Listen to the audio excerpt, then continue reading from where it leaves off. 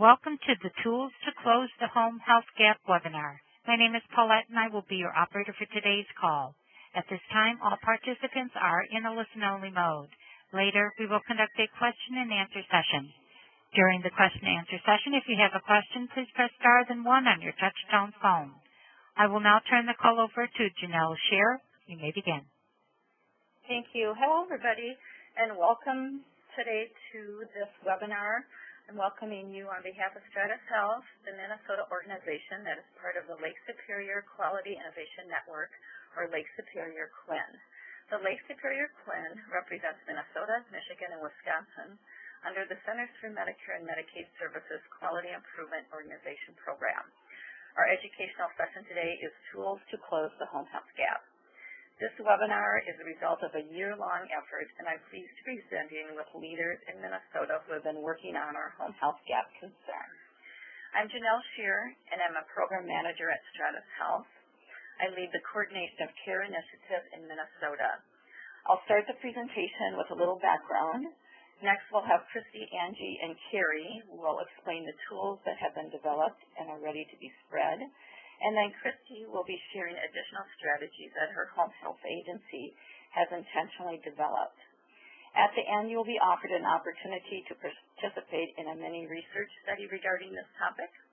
And then with me today is Jenna Kornberg. She helps with the WebEx part of this, and Jenna will also be watching the chat. So before I start, let me briefly introduce the other speakers. Kristen Houston is a physical therapist. She's Director of Home Care and Hospice for Centric Care Health. Christy has worked in home care and hospice for 13 years, holding positions that range from field PT to reset coordinator, and now serving as the Director for Centric Care Health Agency. Angela Pocarello is a Quality Improvement Specialist at the Minnesota Hospital Association.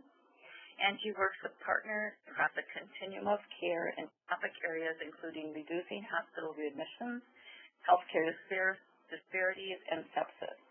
Angie has worked in the social service sector for over 15 years, including leading system-wide quality programming in outpatient mental health and occupational therapy services. Angie holds a master's in health science. Carrie Schaefer is an RN, and Carrie has been the nurse manager at the Red Wing Acro location for the past 8 years. She has worked in the home care field for 15 years, and serves on the clinical quality team for the Minnesota Home Care Association. She is currently pursuing a master's degree in nursing and organizational leadership. Before we start, I'll mention that we are offering a certificate of participation, which can be used for continuing education credit. After the presentation and before you log out, a short evaluation survey will pop up. Please complete this, and once you've completed it, you will receive a certificate of completion to print off. If you have others with you that want a certificate, you'll need to make copies for them. Okay, so now we will start our presentation. So our objectives for today are to identify some common issues when a home health referral is given at discharge for a patient, but for some reason not accepted or implemented. We will discuss some successful approaches used by hospitals and other referring organizations and home health agencies in the acceptance and use of home health services, and then we will use tools and resources developed by a statewide collaboration to increase the acceptance of home health services. So before we get going, we want to see what kind of agencies or organizations are with us on the call today. So Jenna's going to put a poll up and go ahead and complete the answers for which organization you represent. You have about 30 seconds to do so.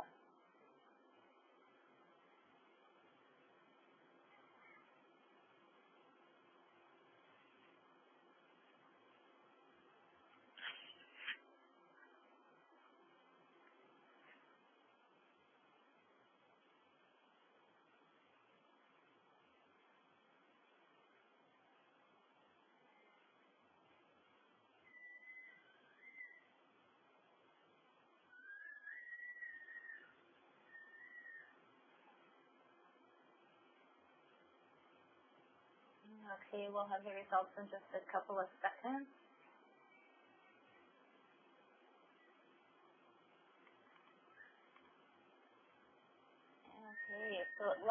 slide, we have mostly home health agencies on the call. About half of folks have read that, took the poll. How many not responding? So about 40% haven't responded. We have a few home health agencies or skilled nursing facilities, a few others. If you're an other, put that in the chat. All right, thank you. Hopefully we have some more hospitals that will join us. Okay, so many of you are participating in the Coordination of Care Initiative. I want to give a little background about it before we get into the details about the home health gap that has been discovered. So the Coordination of Care Initiative is a community-based approach to reducing the 30-day hospital readmission rate by bringing community partners together to improve care transitions and care coordination as people move across the continuum of care, including being at home in the community.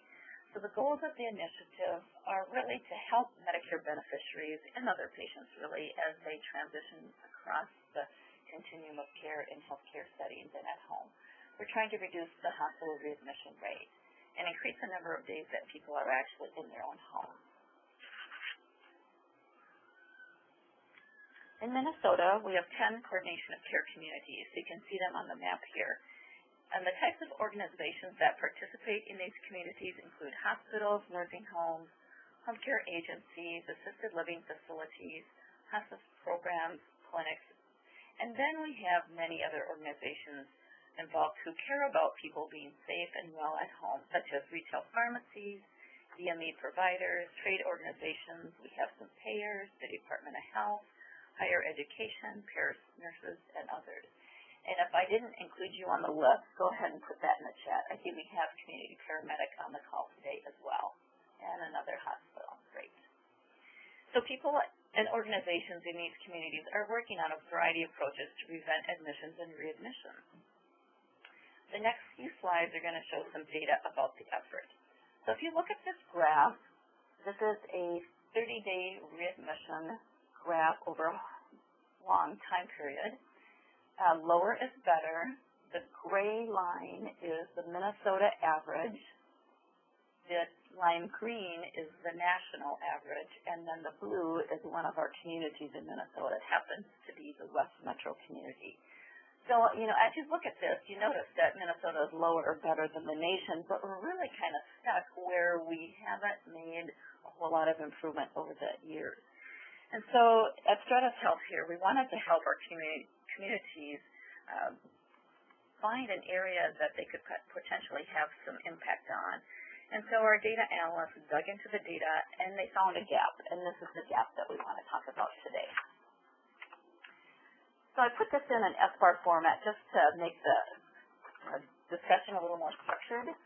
So the situation is that there's a huge gap between the number of people referred to home health services by the discharging hospital and the number who actually receive services. And then those patients who are referred but don't receive services have a significantly higher 30-day readmission rate. So for background of the gap, we'll look at some data. So here's the data about it. So if you look at this slide, it shows data from April of 2016 through March of 2017. In Minnesota, we had almost 12,000 Medicare fee-for-service beneficiaries who had a home health agency discharge status code. So when a hospital discharges a patient to home health, or actually to any other setting, they put in a certain code on the claim. So we looked at the claim. So we looked at which of these patients then had a home health claim within 3 days, which would indicate they received home health services, and found that only 56% had a claim. And if you compare that to the national number, it's 71%. So 71% is the average number of, we call it uptake in the nation, whereas Minnesota, we only have a 56% uptake. So then the next slide shows the readmissions. We then looked at the 30-day readmission rate for the two groups. Those with a home health claim in 5 days, the yellow bar, and those with no home health claim within 5 days of hospital discharge, blue bar. And we found that if the patient received home health, their 30-day readmission rate was 17.8%. And this is close to our overall statewide average of 17.7%. If they had a home health referral but no claim indicating home health services, then the readmission rate was 27%. That's about 10% higher. So this is our gap. We have these two gaps, not accepting home health services, and then if they don't get services when they're supposed to, they have a much bigger readmission rate. Okay, so we're going to stop a little bit. And first of all, I'm wondering, does your organization track the number of referrals that actually receive home health services? Just put that in the chat real quick. You can track it. Whether you're a hospital or I'm assuming pretty much all home health agencies do track.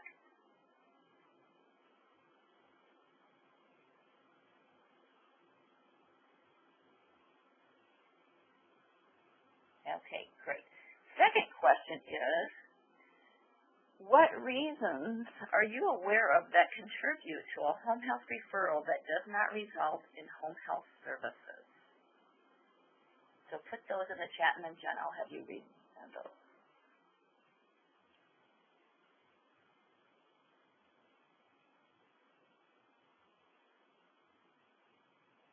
Looks like we got a couple patient refuses.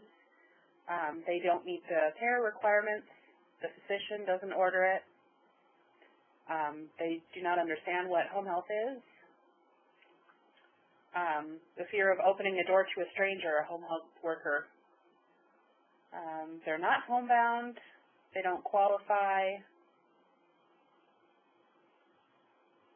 Looks like it'd be a lot of refusals, or they're not homebound. Insurance doesn't cover. A lot of patient refusals. Okay. Okay, great. Thank you. So let's just move on, and a lot of the issues that you identify have been discussed and discovered as well.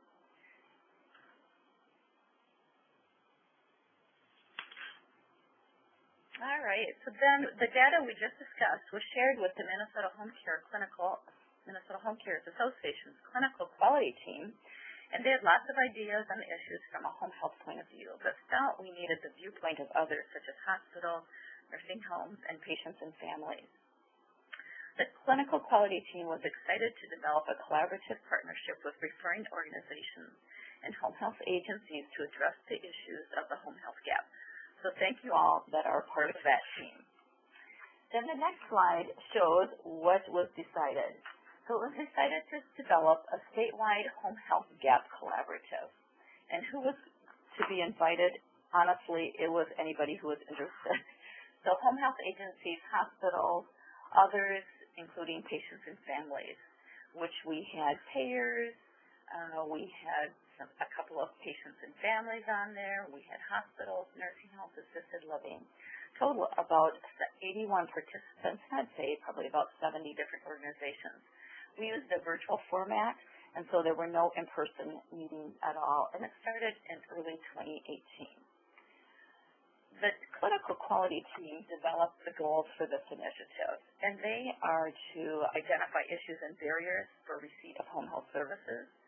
We wanted to discover best practices at both hospitals and home health agencies on collaborative approaches to increasing the acceptance and use of home health services following a hospitalization, and then to develop some best practice tools for spread throughout our state to increase the uptake of home health services and reduce readmissions. So just looking at kind of progress to date on this collaborative is we had several brainstorming issues and came up with a lot of issues. We then bucketed them and prioritized them and came up with two top focus areas, which were patient, family, caregiver, staff education about home health, and then the discharge planning process, which we'll be talking about today. Two work groups were formed and met throughout spring and summer and fall. A couple of tools were developed and pilot tested through the end of last year, and now we're ready to spread those tools. So these are pictures of the tools, and we will go into a little more detail on those. So spreading the tools, the first one is the patient and family education tool, and I'm going to turn it over to Christy just to, if you would explain this tool and how to use it, please. Sure. Thanks, Janelle. So this is a tool that was designed and then redesigned and then designed even one more time to be a patient-friendly tool to really complement some of the conversations that are being had with referral coordinators, care managers, discharge planners, whatever you call those people at your hospital. That this tool is not meant to replace them. Instead, it's just meant to sort of supplement, to maybe answer some of the unasked questions, or really informational piece that can be available for families or patients to refer back to if they're not present for that conversation with the discharge planner.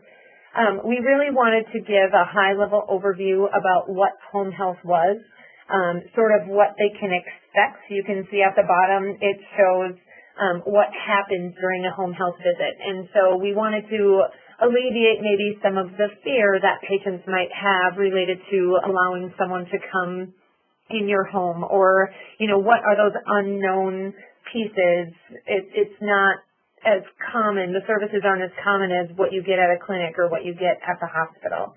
We also wanted to include the graphic on the right-hand side that Janelle showed in a prior slide to demonstrate some additional motivation or incentive for patients and families to be willing to accept home health services.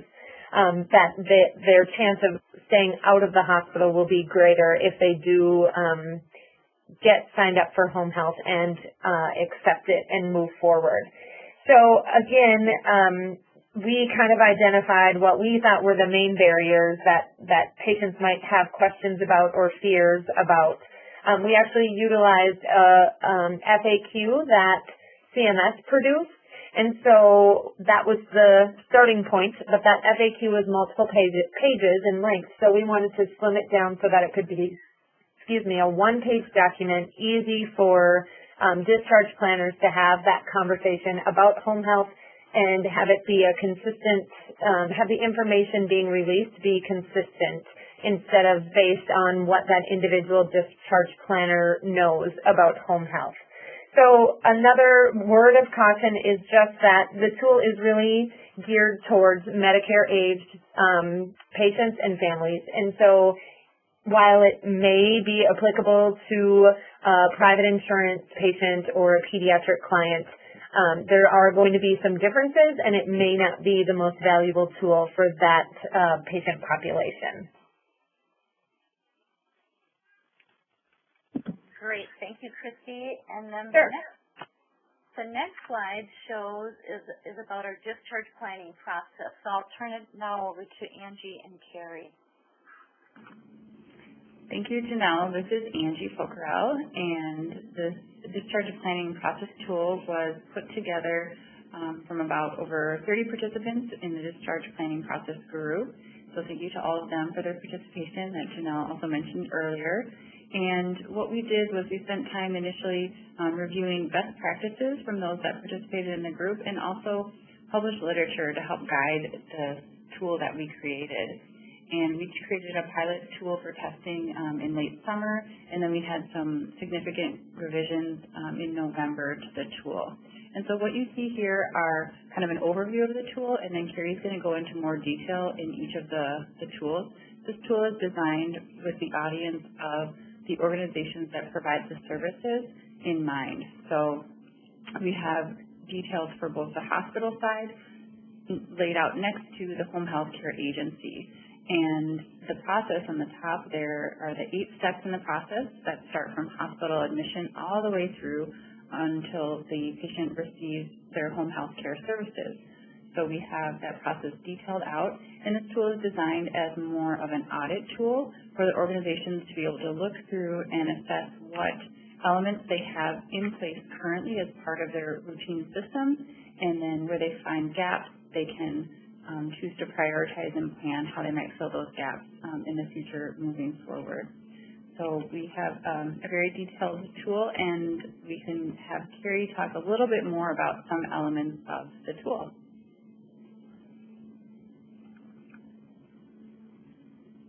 So next slide.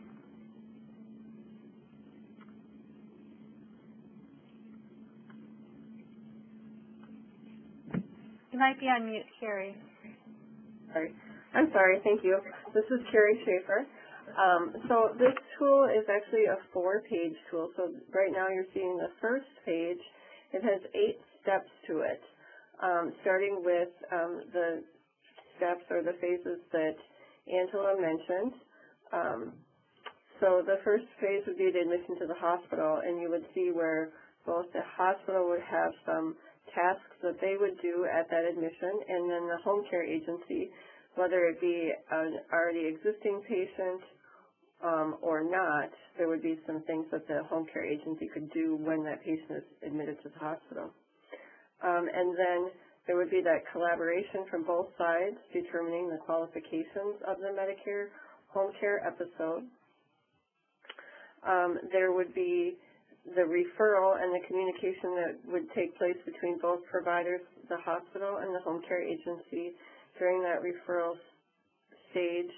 And then the next part in the pre-admission and screening elements, it talks about the information that would be provided to the home care agency for them to be able to timely admit the patient to services. And then you can go to the next slide.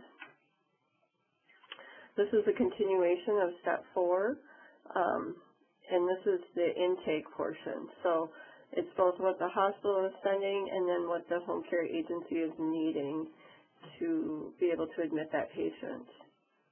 You can see there's several things included in there. And then finally would be the acceptance of the home health care, and that would be that the discharge planner in the hospital has spoken with the patient and they agreed that they would like to have services, and then both on the home care side where the agency is saying, yes, we will be admitting, and this is when we have the admission scheduled. The next slide. And number 6, this is something that you'll see on the evaluation page, which is the 4th page, that we're thinking that doesn't always happen, but we thought it was important to have that included in the steps because it might be contributing to better acceptance rates of home care services if they meet the potential provider in the hospital and they already feel comfortable with the person or the service that they're going to be receiving. Number 7 is the discharge, so that would be the final nurse-to-nurse communication that's going to take place. And the home care staff would be verifying that they have the equipment or supplies that's needed for that patient. And then the last step, number 8, is receiving the patient. So that would be the final documents, if any, needed from the hospital. And then the portion on the home care side is notifying either the discharge planner or the primary care provider about the status of the referral, that the patient was admitted or if they were not for some reason, just doing that follow-through. And then you'll see on the last page is the portion where both providers, the hospital and the home care agency, can document about the 8 steps and which ones were utilized, which ones were not, and how to comment on them. And at that number 8, actually I'll take that back, where it says what skilled services were ordered, you can see at the hospital, and I think we're missing skilled nursing on there, but anyways, you can check OT, PT, speech, skilled nursing, possibly even aid. And then on the home health care agency side, you would check which services were actually received and if none were received. And that's how we're determining that they did get services as they were ordered and what steps were followed that correlate with that. I think that's pretty much the explanation of that tool. Okay, thanks so much, Carrie, and we will open it up for questions at the end if folks have questions. So now I'm going to introduce Christy again. So Christy is the Director of Home Care and Hospice for Central Care Health. And how I met Christy was at the first meeting when we brought this data to the Minnesota Home Care Association's clinical quality team. I believe you were on the phone, Christy, but you mentioned that your agency had been looking into this a couple months before the home health gap even analysis happened. And that's so, true. Yeah, in digging deeper, her agency had intentionally started addressing this problem. So we've asked her to share today some of the things that they've done, and then she has some data to show how it's been successful to date. So turn it over to you. Okay, thanks. So I went the wrong way. Hold on. There we go. So this first slide is just an overview of our agency, so you can kind of get a feel for our size and geographic region. We are a system-based agency in central Minnesota. Our main office is in St. Cloud, but you can see our service area there in green. We do go a ways out in all directions. And our average daily census for home health is about 550 patients. Sorry, that's home health and hospice combined, 550 patients. So my little portion here is just to kind of tell you our agency's data and our story of what we did about it, and then some of the partnerships that we have built come a little bit more naturally being part of a health system, of course. However, what our health system is looking for in partnering with other agencies in our service area, as well as what the health system is looking for in partnering with skilled nursing facilities, and how those partnerships are going to develop and look in the near future as we continue to try to work collaboratively with all community partners on this issue.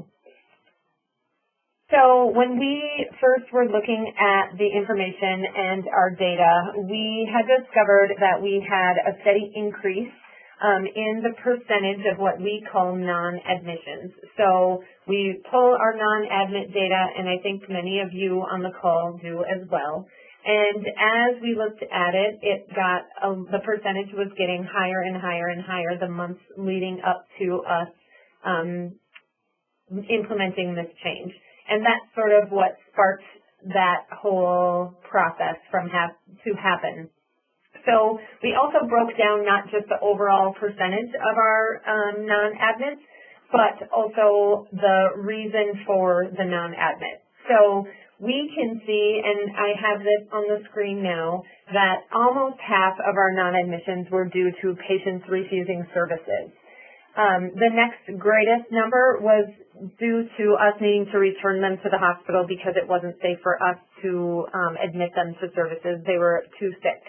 After that came doesn't meet criteria, and then there was a few others that maybe at the last minute went to a skilled nursing facility or to a different home health agency. But this was somewhat surprising to us. I think a lot of times the first thing that we go to is that the patient doesn't meet criteria or they don't want to pay or they don't meet the homebound status, and that really is not the case as frequently as we had thought. The patient refusal is also an area where we felt as an agency we had a lot of opportunity. We felt that really the patient refusing services may depend on a lot of factors, and some of those factors things that we could probably control. And so we decided to put together a new workflow, and as we were developing that, we had a few goals in mind. So first, we wanted some more consistency. I'm sure many of you have experienced this in your own agency or setting where some of the staff are just more gifted in certain skill sets than others. Some can get the blood draw every single time, and others can get their foot in the door every single time. And so some people just have that natural gift to talk to the patient, and if the patient is somewhat hesitant or fearful or at first declining the services, some of our staff were just naturally better at convincing the patient to let them come even if it was just for one visit.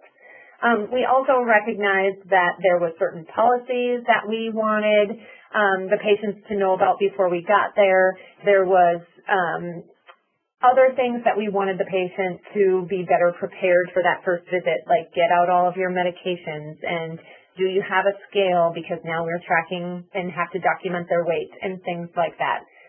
So we really wanted to streamline and be more consistent with that communication, with that first interaction with our agency. We weren't going to leave that up to chance or leave that up to someone who might be having a bad day.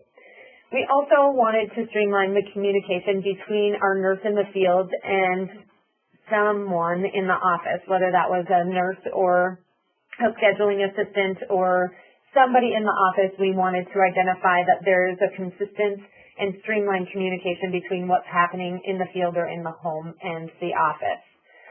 We really felt that some of the refusals and even some of the questions about whether or not the patient does or doesn't meet criteria, as many of you know, those rules are very gray. And so we recognized and got feedback from some of our nurses in the field that it was difficult for them to make that decision. Is there a skill here or isn't there?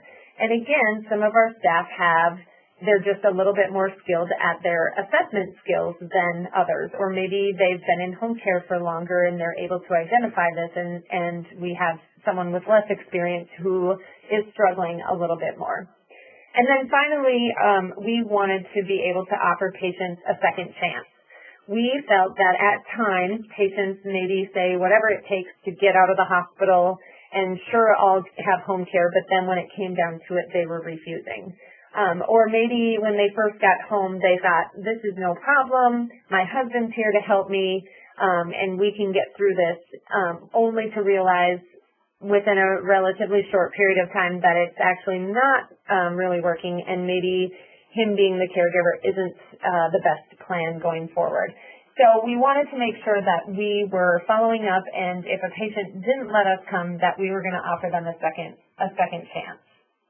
So here's our workflow, and I think you have this in your slides, but I'm happy to share it with anybody or talk through it with anybody offline as well. But so along the top, all of those teal boxes are any kind of situation that the clinician might encounter when they're attempting to either arrange or arrive at that initial visit. So the patient is some way, shape, or form not going to be admitted to our services. Anytime that happens, that nurse calls into one number, an office RN. It's the same person, it's the same phone call, and it's an RN who's not fielding 500 other phone calls from any patient or family or other staff. It's somebody separate whose job is to really be available to answer those calls as they come in, so that conversation can happen in real time when needed. That nurse and the nurse in the home will then have a conversation about what the reason is why they may or may not be admitted, whether the patient's refusing, whether they don't know if they meet criteria, whether they may need to be sent back to the hospital or the ED, whatever it might be. Then you can see the workflow then after the fact shows how that's documented and tracked, and those are obviously roles that are specific to our agency. But you can then see, and they're also sort of specific to the workflows within our EMR, but you can see then how the communication gets rolled out to everybody else when somebody isn't admitted, and then what the next plan is. The column on the very right-hand side of that page, it has the patient refuses an admit visit today, but accepts beyond 48 hours, or the one right to the left of that is but does not accept beyond 48 hours. If that original offer, if that patient refuses, that RN then makes, actually a separate RN, makes an additional phone call after the patient has been home for 24 hours, roughly. They'll make another phone call and say, now I know that you said you didn't need us and that you had it all under control. Just checking, everything go okay? Were you able to pick up your meds? Do you have your follow-up appointment scheduled with your PCP? And just engages the patient in a conversation after the fact to make sure that they hadn't changed their mind. If they change their mind and it's beyond that 48 hours, we will initiate getting a new referral so that we can maintain that regulatory requirement to be within 48 hours. But if they refuse again, then at that point, that's when we would then say that they refused and we would close out that referral. So here's our data as a result after implementing. So the 3-month average leading into this change was 17.5% of our patients were not admitted for one reason or another. So that's an average, but those 3 months, but the first month was a little bit lower and the last month was a little bit higher than that. So that's what we're considering as our baseline percentage of non-admits. So the 3 months immediately following the implementation of our new process and procedure, our percentage of non-admits dropped to 12.4. The next 3 months, and these quarters don't align with a typical calendar year quarter, so just know that. But the next 3 months, we climbed a little bit to 15%, but then it was still underneath our baseline. So the quarter 4 results you can see were above our baseline, and we had a pretty drastic spike in the percentage of non-admits during those 3 months. And you might say, yeah, so what makes you the expert and why are you here telling us about this if this process actually doesn't work that well? And what I'll tell you is that spike was alarming to us, and it made us go back to look and dive a little bit deeper in what actually happened and why were so many more patients not admitted. And what we found out is, remember that RN who is in that gray bubble in the middle of the, here in the middle of the screen, she had several week-long vacations throughout the 3 months here in quarter 4. And we didn't have a backup plan for her. So when she was gone and staff were maybe not going to admit somebody, they didn't call anybody. We didn't plan ahead for that. So as we researched that and we found out that that was indeed the problem, I told her immediately that she's never allowed to take a vacation again. Nope, that's a lie. We came up with a different plan to replace her with someone else and those duties. And so someone else is now serving in that role. She's actually also off this very week, and someone else is available to triage and to help those nurses in the field make those decisions and get through each day. So as you can see, we're back to well below our baseline, and as we continue to track this and we continue to work on fine-tuning some of the workflow and also fine-tuning some of the skills of our staff in the field, we've been able to maintain a much lower non-admit rate as a result.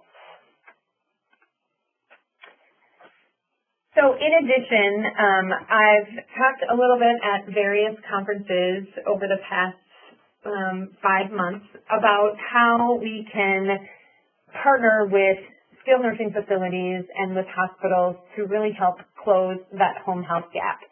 So really just establishing who those partners are and how you can support each other, not just in this endeavor to close the gap, but just more broadly how we can better take care of the patients in our local communities to keep them out of the hospital and try to minimize the cost of care. So a lot of times, especially if a patient is in an assisted living facility or a nursing facility or group home of some type, or even if they're in the hospital for a short period of time, it's important that when home health is ordered on this patient, that all parties involved with that patient's care really work together to encourage the acceptance of home health. When a patient or resident lives in an assisted living facility, for example, they really trust and they know the nursing staff and the aide staff that are there every day helping to take care of them. And their opinion is going to matter to them. So if we can, home health agencies can be more successful in getting patients to accept those services if there's that other promotion of being willing to accept them from whoever is making that referral or whoever best knows that patient, client, resident. You can also help relieve that fear of the unknown and offer to help coordinate that care to make sure that the patient feels assured and understands that our goals and our motives are really in alignment. No home health agency goes in with intentions of taking that patient out of their home or deeming them unable to continue to live there. It's more about how we're going to help keep you there. And so even something as simple as that to reassure the patient or the family can go a long way into their willingness to accept those services. You can also use this as an opportunity to explain the partnerships and to say, you know, we work with so-and-so agency a lot and they have really great staff and they're going to take good care of you. And we partner with them, and that can also be reassuring to the patient and the family. Again, as I mentioned, you know, that's really our goal, is to keep people in their home. We want to maximize their independence and their safety.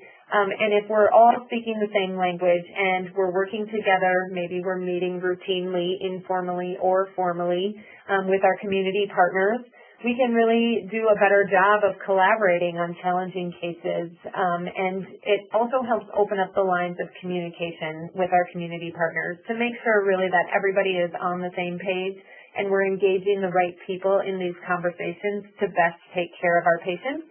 And in this case, it will also help to mitigate that gap in acceptance of home health referrals as well as readmission.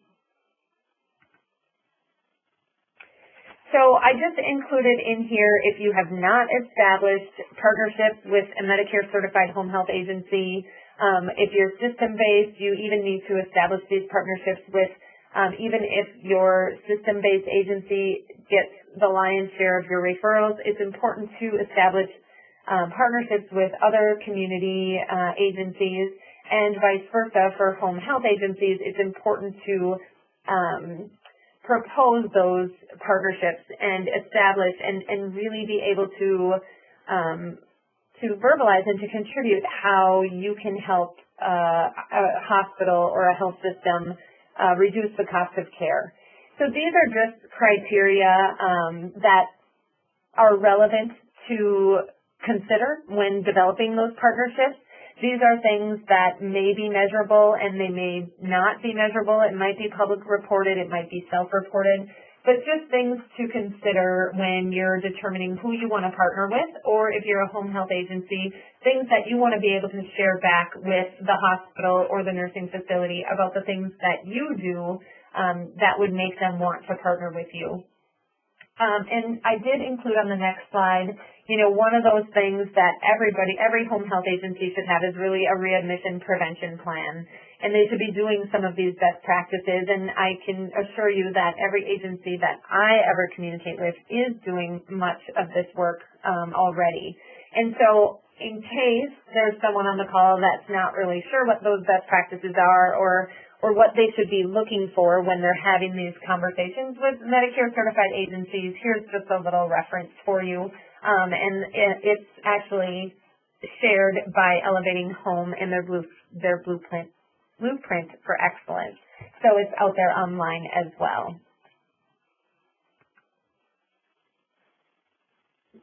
So that's my part. Wonderful. Thank you, Christy. And we'll open it up for questions in just a little bit. So before then, we're curious, what other interventions does your organization do to increase the acceptance of home health services?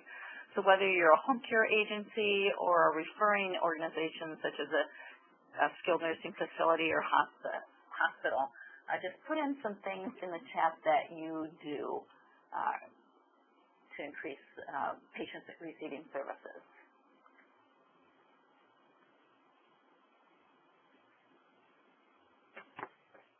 I see somebody wrote, visit the patient in the hospital before discharge. Great. Yep. And care conference. Yes. IDP care conferences with patient and family. Liaison visits, patient, when possible, in the TCU or the hospital. Fantastic. And that was part of the discharge planning tool. I think number 6 that Carrie had alluded to as one of the best practices. Is anybody doing, you home health agencies, anything same or even a little bit different than what Christy's agency is doing as far as helping your staff increase the acceptance of services when a referral is given?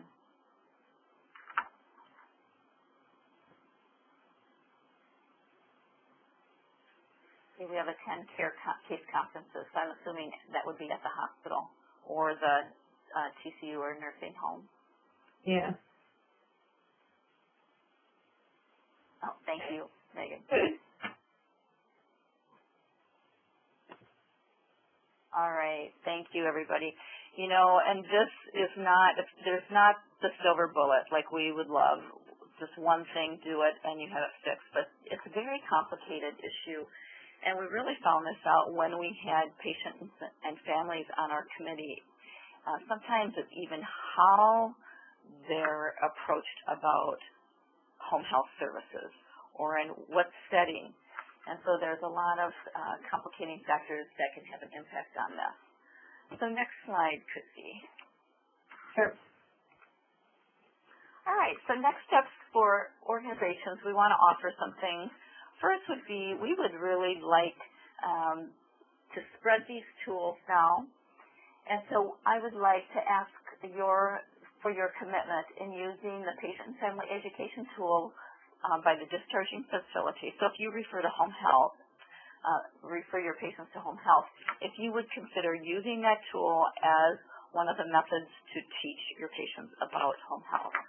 So I would encourage that commitment. And if you're willing, I think in the chat we'll have you just chat what you're willing to commit to. And then the second thing is, depending on whether you're referring or a home health agency, if you would be willing to look at those process steps, look to see which ones we implement already, see if there are any that you don't, and then consider adding those that you don't to your current processes. So if you'd be willing to commit to looking at the tools and using them, would you just put that in the chat? Yeah, so we want to use these tools. And they'll be available on the LSQIN website, and everybody who was a part of this webinar also received the tools. Great, thank you so much. All right, and then the second opportunity, Stratus Health is planning on writing a paper on this whole project because we found that it's very, well, we found it very interesting, but also there's not a whole lot in the literature when you look at evidence-based research on the utilization and receipt of home health services. We found just a little bit. In fact, Christy and I had a chance to talk to a researcher out of the University of Pennsylvania, and they were pretty impressed with our analytics for this process. And so we'll be writing a paper, and what we want to do is take it a little step further, where we would like to collect some data. The first is from hospitals and nursing homes or organizations that refer to home health services. Basically, we'd like to do 2 assessments on the processes. So there would be a first assessment that would be sent in February listing the processes on those slides, and we're just asking you which processes you implement currently in your facility and at what level with patients like 0 to 25, 25 to 50, et cetera. And then there would be a re-measurement in May to see if you've incorporated any additional of those process steps. Then for home health agencies, we want to do a couple of things. One is the same assessment of the processes. So on the home health side, which processes do you implement and at what frequency, and then a remeasurement in May.